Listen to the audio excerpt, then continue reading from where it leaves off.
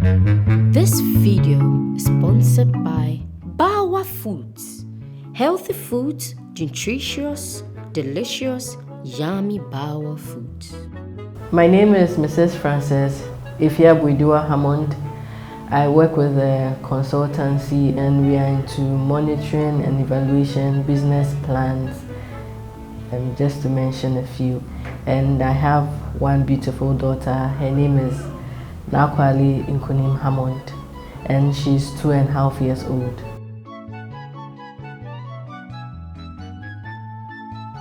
When we got married, as usual, I was expecting that within the first few months I'll get pregnant. So I realized I was not pregnant, and then, well, life went on. So after 2 months, I realized that my menses hadn't come, but I was spotting. So I was like, well, maybe it's yet to come. So I wasn't bothered. I told my husband. He was like, well, let's just wait. And then I started having this severe abdominal cramps like PMS. So that it normally happened at dawn. So I would wake him up, roll on the bed. When the pain goes, then I'll tell him the pain is gone. Then he falls asleep immediately. So it happened like twice. Then he just started looking at my face with like a funny look. But well, no one knows. So then I started having still the pains, and then one day it got bad and he told me that let's take a pregnancy test. That was somewhere in November ending. And then I took the test. I remember I went home to see my mom and I took the test, and there it was with 2 lines. I had a mixed reaction, whether to be happy or to be sad. So I just sent him a picture of it, sent my mom a picture, my sister and my auntie, and I was like, well, this is it, but I'm having mixed feelings. So when we went home, he was like, he knew, and I was like, so if you knew, why didn't you tell me? He was like, well, he didn't want, he wanted us to be very sure. So that was it. That's how come I got to know I was pregnant, yeah.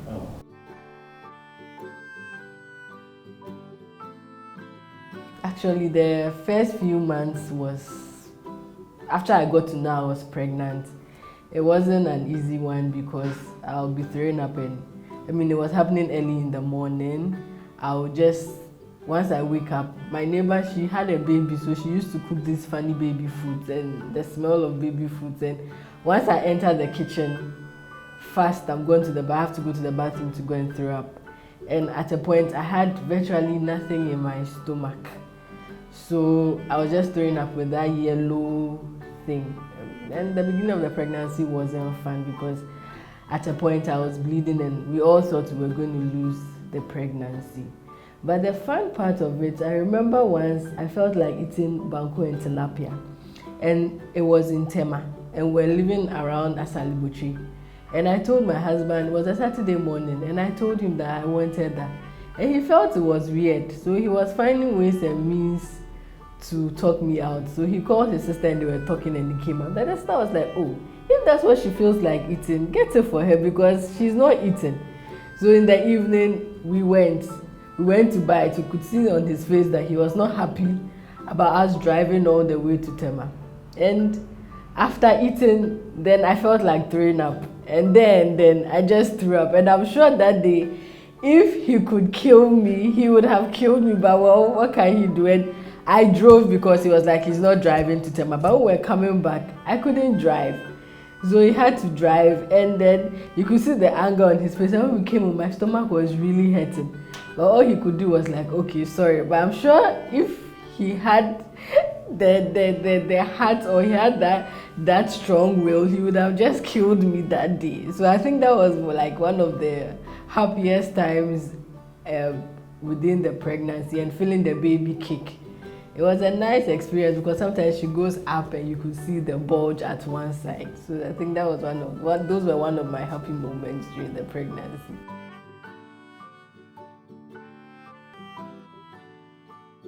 My delivery, I had to have a CS, and because my baby was breech. So from, let's say 32, well, she was just moving, but from 32 weeks when I went to the hospital, and I think they did their examination, they realized the baby was breech. So from the 32nd week, I had to be doing scans regularly to find out the position of the baby. So when I got to 36 weeks and I went to the hospital, the doctor gave me options. I think that was either CS, whether they would either they would do the assistant birth because she was breech, or they would do the cephalic turning so that they bring her head down. She was actually coming with the bottles. So I discussed with my husband. He wasn't in the country then, and he's a doctor. So when we discussed the 3 options, he was like, the breech birth, assistant birth, if anything goes wrong, we still have to go to theater. If they do the cephalic thing and the baby goes into distress, we still have to go to theater. So if by 38 weeks she hasn't turned, then we would have to do the CS. I remember it was a sad thing because I was also breech. My mom told me so, and she said I turned just a week before she delivered. So I was also hoping that I would also deliver. Now my baby would also turn at the 40th week, or just when I'm going to deliver, so I don't have to have the CS. When I went to the hospital at the 37th week, and the doctor asked me, well, it doesn't look like baby will turn, so we have to opt for the CS. And I was like, oh, can I wait till 40 weeks? Because the 40th week was going to be my husband's birthday. It's not like we planned anything, though. It was going to be on my husband's birthday, either a day after or the exact date. And she was like, I'm not serious. She has to do the CS, and it's best they do it at 38 weeks. I remember that day I was sad, and what even annoyed me most, or even made me more sad, was when I stopped an Uber and the Uber driver was just shouting on me, and with the whole pregnancy hormones and knowing I had to deliver the next 2 days, I just cried and I just told the guy to just go, and I ordered the next one.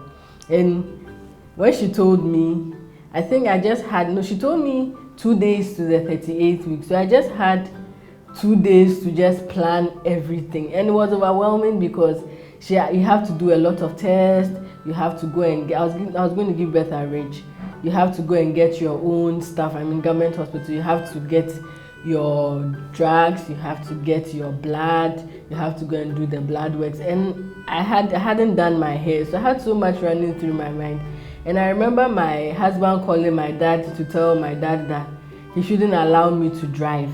And I called him and I told him that really not today. I'm not ready for this trying to be nice. I know you're nice and everything, but not today. So I remember that day I just go home, went for the car, went to do the laps, went to braid my hair. That was a Tuesday.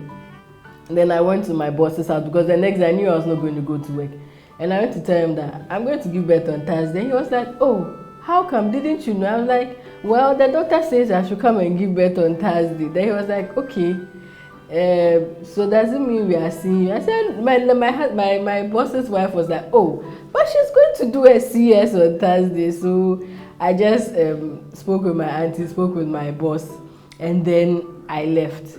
So the Wednesday was chasing blood, getting my stuff, my drugs and all those things ready. And it was one hell of a thing getting the blood, because I've donated blood in the past. But still they were insisting of me doing all the blood works and getting a donor. And I told them that it's not possible. So the next morning I went, and the doctor insisted I still get the blood because she didn't want the case where she would be doing the surgery and then we need blood and I don't have. So I remember going there around, we left the house. So that night actually I didn't sleep. I was tensed, I was scared. So I just decided to read the Bible, and I think it was about the Magnificat when the angel appeared to Mary and all that. And so throughout the night, my husband and I, we didn't sleep. So I was scared. Then I remember around 3 a.m. I got up and I started dancing, doing a video call, and it's like I felt this kind of relief. And I was scared because the night before I just went to sit in the church crying and just writing that like really I'm not ready to be a mother because I thought I had 2 weeks more. And then all this has happened. So In the morning around 5:30, my priest came. He came to pray with me. Then I told my father that I am driving to the hospital. He can sit by me. And they were all looking at me. I'm like, yes, that is what I want to do. They should just allow me feel free. So when we got there, I called the doctor and she insisted I get the blood. So I went to the blood bank, told them I did my labs yesterday. And the guy was like, I should go and bring my husband. And I said, my husband is not in Ghana. Then he said, then go and bring your brother. I said, I don't have a brother. Then he said, go and bring your brother-in-law. And I said, at this time. Then he was just looking at me and I said, I've donated blood before at Christ the King. And he was like, okay, but where's my card? I said, I never got my card. Then he told me, okay, well, you just be nice and give me the blood. Then the woman walks in. Pacha, I say, blood. Then the guy was like, Moja bien ini hano. And I was like, oh, but well, I had to think about myself at that time. So I got the blood luckily. And then I was there around 6:30. The nurse comes in. I think they call her Mama G. She came in and was like, the doctor is waiting for you, come and let's. And I'm like, that's too quick. Then I just looked at my dad and they were like, okay. So she sent me to the room, put on the catheter. Then now they healed me. I had to sleep on my left and it was really painful. So, but well, we have to listen because that's the time. So we went to the anesthetist room, like where we were about 3 or 4 pregnant women being prepared for theater. And then there was one lady, she had oxygen on her. Then they called her in first. She was like, Mommy, and it was a bit soothing because I was so tense. Then the anesthetist came and she was all happy trying to calm our nurse. Then they bring this woman in and she was in so much pain. I think she had been in labor and she was not progressing. So they had to do a CS. And she was in so much pain. The doctor came and was like, Mommy, the first child Diana. I said, Doctor debut. I said, I didn't know what he came. So I said, Doctor Jai, wait dear.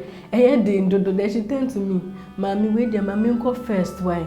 Na near me dear. Then the doctor was like, say yeah, sure, yeah, says then she was like, Mommy, nurse, what you found? Sabe chuchi Mommy, why na me woo? Then when I was going, I was like, oh, Mommy, who better why?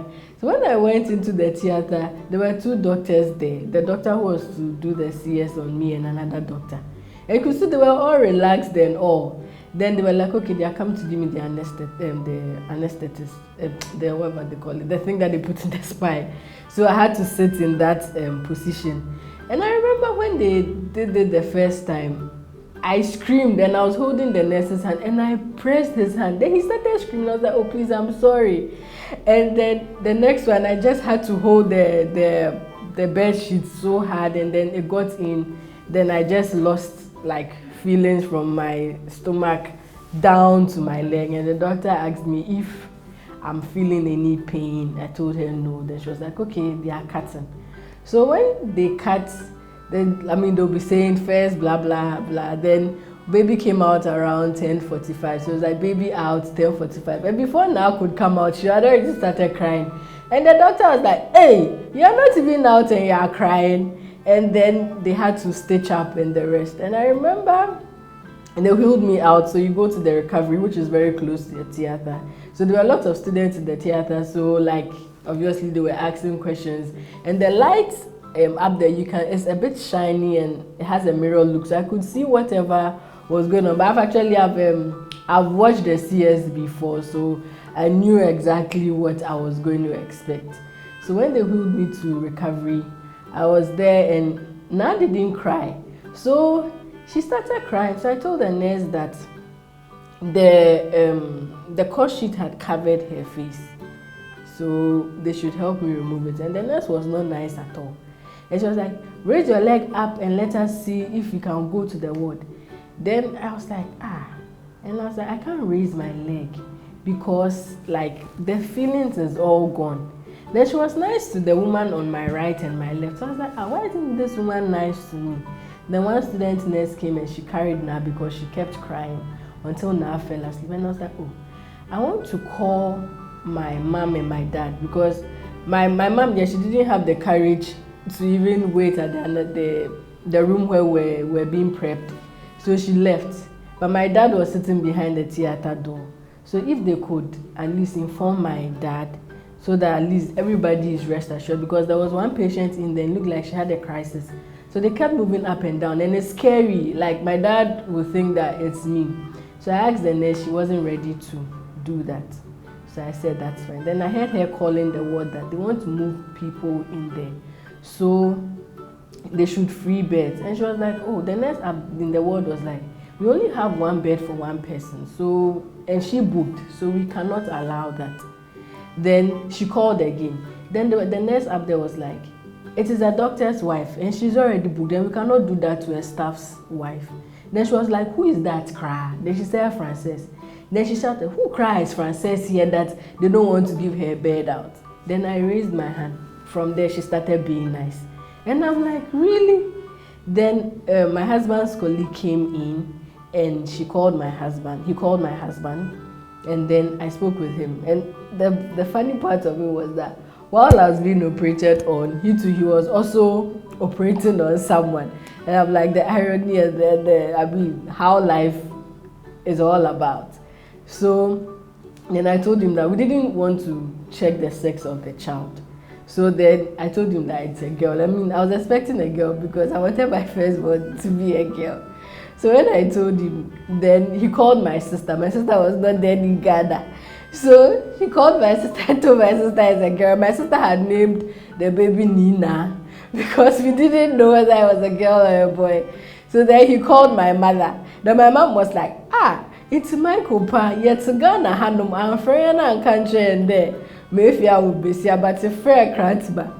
So my mom was excited, she called my dad. And my auntie was across ridge. And my mom called her to tell her that maybe I would girl. And well, what they told me was that she just started dancing there and everybody was just looking at her. So then they wheeled me to the ward and then they all came and it was a nice experience, at least like having, and she was tiny, she was 2.6. She was very tiny and I was just looking at her and I'm like, hey, so me too, I've given birth.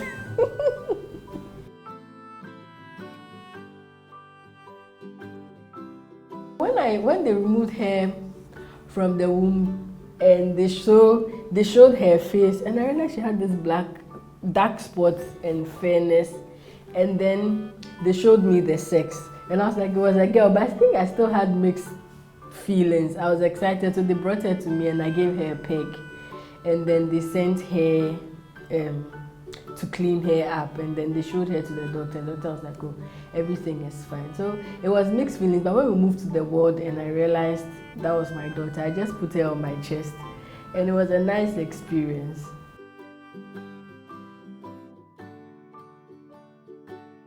The breastfeeding, I didn't get breast milk at the beginning. Well, I hear people say those who do the CS, because of the pain and the stress, they really don't produce milk in the first few days. So with me, so that night she started crying and everyone was worried, my mom, my auntie and my dad. So we called the nurse and then when she came, she was like, it's because I've not been able to breastfeed her, like since she came out. So she went to ask for permission and they gave her permission to do the formula. Sorry. And once she just gave her the formula, she just burped and she slept. And we realized that she pooped that black meconium or whatever they call it. And then I couldn't get up because I was in so much pain. So my auntie helped clean her up and I told her that she should put her by me because if at night she wakes up and she's crying, I won't be able to stress. So she put her by me. So throughout the night, for the first time, she slept by me. And I slept, actually, I had a good night because she didn't wake up. So at morning around 3, 4, she woke up and like she was just doing this, staring, and I said, hey, why are you now realizing that you are in the world? So I remember I took a video and I sent it to my husband that look at what Naya is doing. And I remember that night when I was in breastfeeding, the doctor who looked after me came in and was like, Frances, if you don't breastfeed your child, how do you expect your child to? And I'm like, I'm in pain. Then he was like, hurry up and remove the breast and feed the child. And I'm like, so it means I'll be removing my breast every time to feed the public. And they were like, yes, because now that is what you have to do. But still, the breast milk didn't come. So I tried. A little came, so they had to, I got the breast pump. So they told me I should be using that to practice so that I stimulate it. So when she woke up, I had stimulated there, and it looked like a bit, the yellow breast milk came. So I gave it to her, then she started feeding. And they came for her to go and bath her. And she slept the whole day. They came to give her that injection, the first injection, and she didn't cry. So I was like, hey, this Ghanaian be dear. She's a real Ghanaian. So the next day, my in-laws came and they were all excited that, hey, I've gotten a girl. And I was excited, but I was in pain because now they wanted to reduce the petidin and give me the para. So I wasn't too lively. And the matron came and was like, a lot of people can't come in. So I think that was my experience with breastfeeding. Yeah. I remember the day we were going for immunization. It was my sister and I. And then we got there. That was Ridge Hospital. There were a lot of mothers there with their babies. And you go then, like other mothers went before I did, and you hear their children crying, and I was scared that it would now also scream like this. So I remember it's weighing first, and they used the hanging type of scale. So I remember when they put now on it, then she started crying. I think she was scared because it's like you're just releasing the child like that. She cried a few minutes, they took her weight, and now it was time for the injection. So they asked me to put her legs in between my thighs and cross it and hold her hands. So then I was just like this, like I'm the one they are coming to give the injection to. So I remember, I can't remember how many shots it was, but they gave her the first one and she just gave some inner cry, like it came from within, but it was just when the injection went in, and then that was it. And then I think the second one, she cried a little bit, but we were told to give her para before going to the hospital. So when we came home, she was quite sober, like you could see she was in pain. So I was just giving her breast milk throughout. Then at night, I heard her making funny noises. So I woke up and then I checked, I put my hand on her and she was so hot. So then I gave her para. Then I called my husband to tell him that Naya is getting a temperature because of the injection. And he being a medical doctor, he started thinking about so many things, like if her temperature goes beyond, is it 39 or so, she could get cold, like she could convulse, or if this happens. So he didn't sleep throughout the night. So he was on phone by me, I slept, I gave Naya the para. And then he was on phone. Occasionally I'll hear him talk, then I'll respond. So the next day I was there, then my sister-in-law called and was like, Ni said Naya has a temperature. I was like, yeah, but she's fine.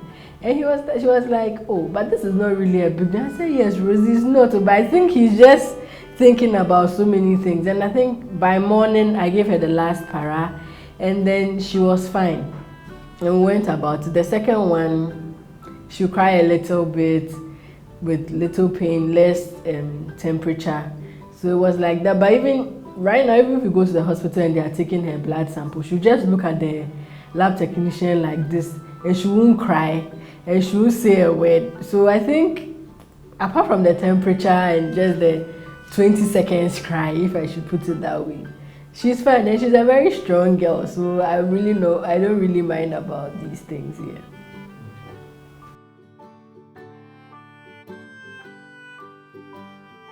It's not been easy because one, my husband is not here. Well, sometimes I feel like, oh, if my husband is around, I'll get him to carry baby, help me with stuff. But anyway, when he comes around, he helps me with that. But maybe I just want that constant one. But I've gotten a good family support system. Sometimes maybe I think I just want more, because I remember when I gave birth, my mom, my auntie, two of my aunties were helping me bath Naya till I learned how to do it. And at night, I remember if Naya is crying, my dad would come and ask what's wrong with Naya. Or sometimes if I'm too worked out, you just come and carry her a bit. When she stops crying, then I take her back and I feed her. And with the feeding, well, we have to do a lot of dancing and telling all kinds of lies. And she says she wants to enter the cartoons and enter the television and go to where they are doing the cartoons, and we lie to her and tell her that when she finishes eating, she will go into the playground of the cartoon world and work. Well, initially my mom, by the time I gave birth, she hadn't gone on pension. So it was, I was wondering how I was going to handle her, who was going to take care of her and all that. So I remember going to one crèche, it's just across the street, and I went to ask them how much it is for if I want to bring my 3-month-old baby. Then they told me it's 1,008. Then I just asked the lady, what food are you going to give her? Then I was like, oh, she's even breastfeeding. I said, that's what exactly are you guys going to do that are charging 1,000? She was like, well, that is the school's policy. I said, okay. So then I went to discuss with my mom. Then my mom's big sister, she's on pension, and her house is more like a day nursery because her kids bring their children there. So she was like, oh, in Chewe Juma Ben Mifie, into Iriko Juma, Fanabra, na mention me probina wakano na washin. I was like, oh God. Thank God that has been resolved. Then so what I did was, before I started work, I used to go there like 3 times a week, so that like now gets used to the place. So that's what I've been doing since, but it's not been easy because waking up at night, feeding her, you have to go to work, you have to be productive because you have to work, and then juggling between all that. It's not been easy because it's just me and my mom's sister and dad, and not my husband. But well, when I speak to friends, they are like, well, with me, my husband being around doesn't make a difference because it's like you're looking after a little baby and an adult baby. So I shouldn't be so excited about if my husband comes around. But well, me, I know because when he's around, he supports me. Sometimes, men as they are, some of them may not want to support. It's normal do. But at least I get the support from him. At least if I tell him to bath now, he will bath now. If I say they should go for a walk, they would go. Once he even carried her at the back. So I think, it's not been easy, but I don't know how I've done it, but I think with a good support system and by the grace of God, I've been able to do it there.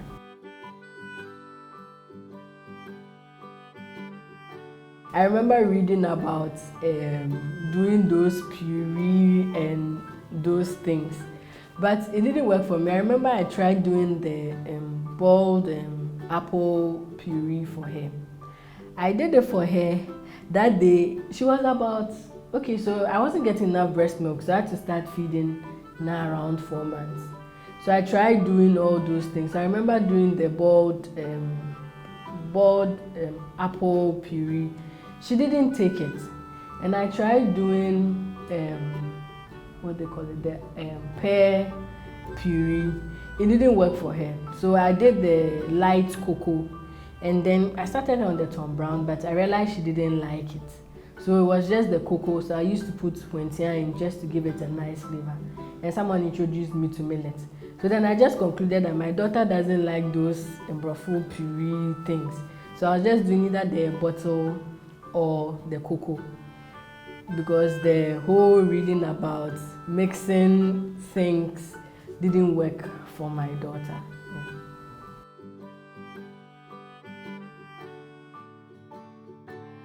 Oh, I think it's beautiful. Like I always, her birthday, Mother's Day, New Year, it's like, it's a joy.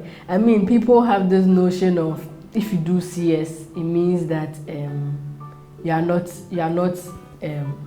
a woman, or you are not a strong woman. Because I remember when I gave birth, one nurse called me and she was like, hey, Matisse, and I'm like, yes. And she was like, was it CS or normal delivery? And I'm like, CS. She was like, hey, Dr. Yeredier.